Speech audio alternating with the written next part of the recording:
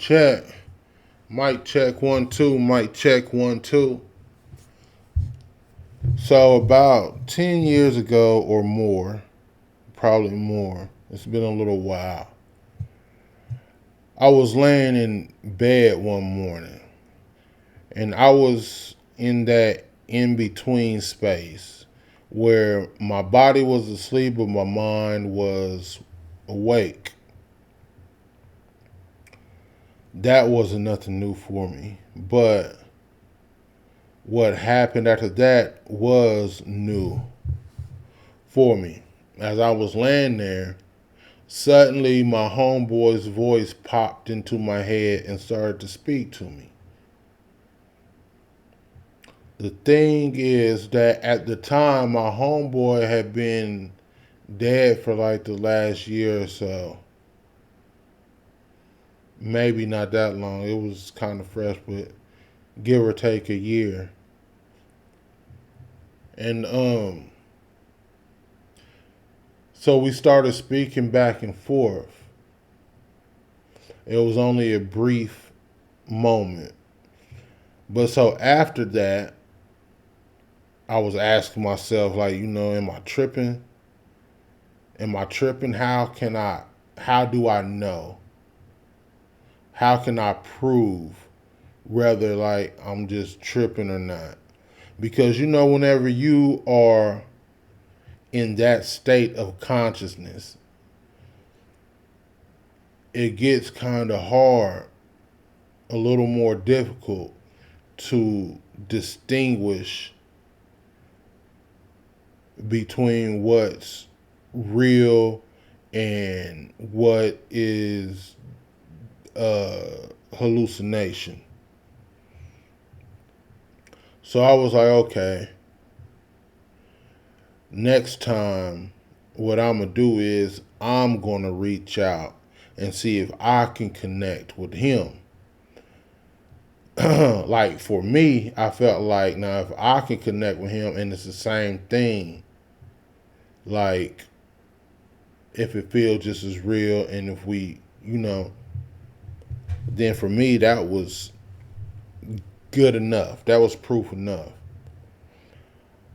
So the next time I'm back in that space, mind awake, body asleep. And mind you, at this time, I didn't know nothing about how to contact a deceased loved one, or I didn't have no knowledge about the how to. So only thing I had to go off of was whatever came to mind. And at the time, it's like I just knew what to do somehow. So whenever I was in that space again, what I did was I went into my memories and I focused on this memory of me and him hanging out in his apartment, and we was laughing real hard at something. So as I tapped back into that memory, what happened was it's like that memory came back to life. And then he came right back and was like, "What up, nigga?" And started talking. We started conversing back and forth again. Then I was still like, am I still just tripping, or how do I know like this ain't a counterfeit spirit or all of that shit, right?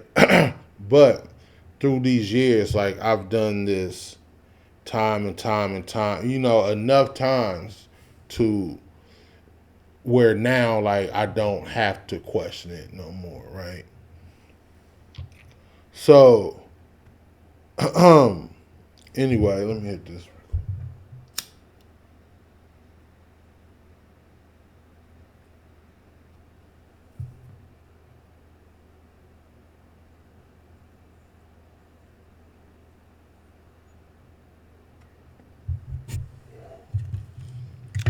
So I'm like, damn, you know, it's real. Like we really can talk to people, talk to folks over there, like that was my outlook on it then, that it was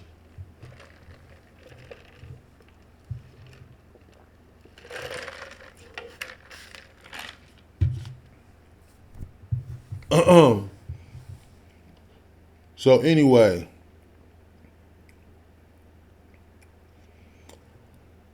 the more simplistic way to go about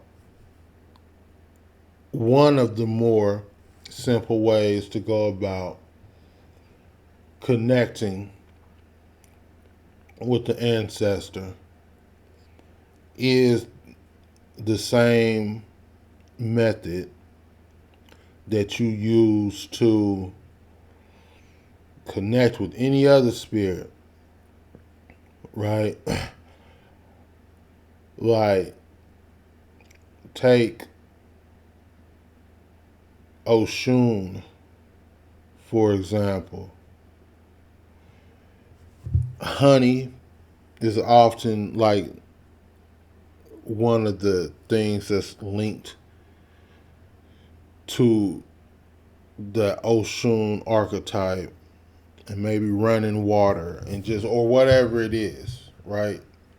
The things that relate most with their personality or with their energy signature. So, an example, like, well, hold on. First, it's ways like, because we do this type shit all the time, because it's in us. It's just naturally in us. We just don't be knowing. But like, excuse me, this is our nature. So we do these things unconsciously all the time. Like, when somebody passed in the family or something, right? And we might be hanging out, everybody might pour up a shot. And we raise our glass, everybody take a shot to such and such, since they just passed out. See, we not doing that. We just doing that just off of regular tradition. But what we really doing is like making that offering to that spirit, to that loved one, because they just energy at that point. So I say that because I want to go into one of the most effective ways to connect with your ancestors is the spirit offerings. You always hear about spirit offerings, like, so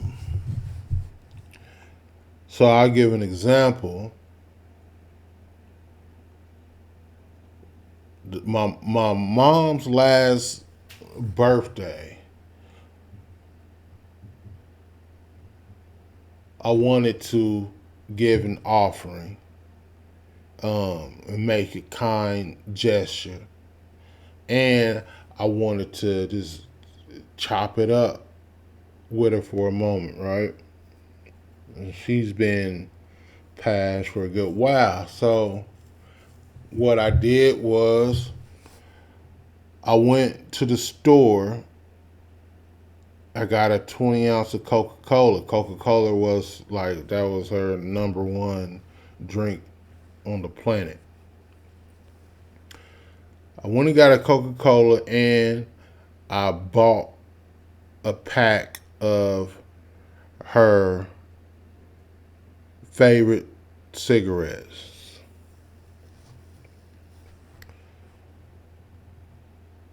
So later, whenever I had that moment to just sit down and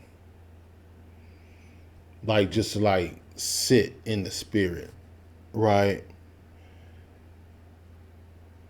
Sitting in the spirit is kind of referring to when you tap into the spirit, but you're not expecting, or you're not engaging with this part of you because you're wanting something back in return, as far as what can you do for me. Like every time we tap into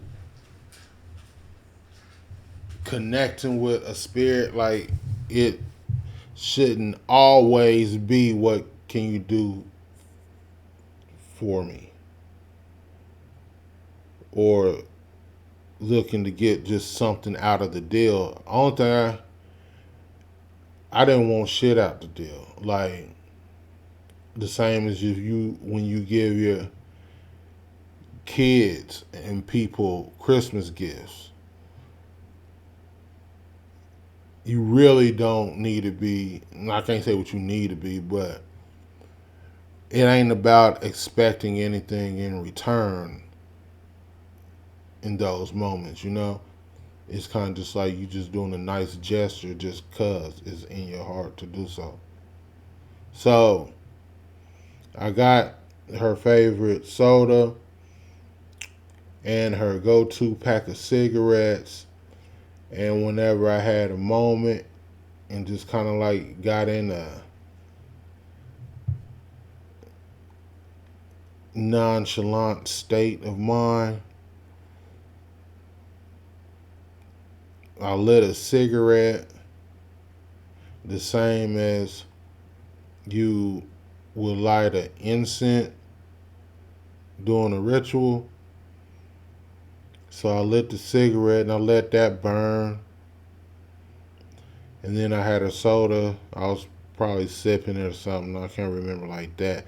But it's more so the concept is what I'm giving out. Um, for my pops, usually for his birthday, his drink was Hennessy. Like, he always kept a little half pint of Hennessy, or a little pint of Hennessy in the freezer and shit. So lots of times, like me and my brother and shit, like on my pop's birthday, we might go get a little Hennessy and just, you know what I'm saying? And we just, it's the gesture that you're making. Like, these are ways that you connect to those spirits, or to connect to that energy, or these are also ways you can feed that energy. You connect to the shit by feeding the shit. so so it might be your mom's favorite perfume that you might spray on, or whatever. Like, yeah. So anyway,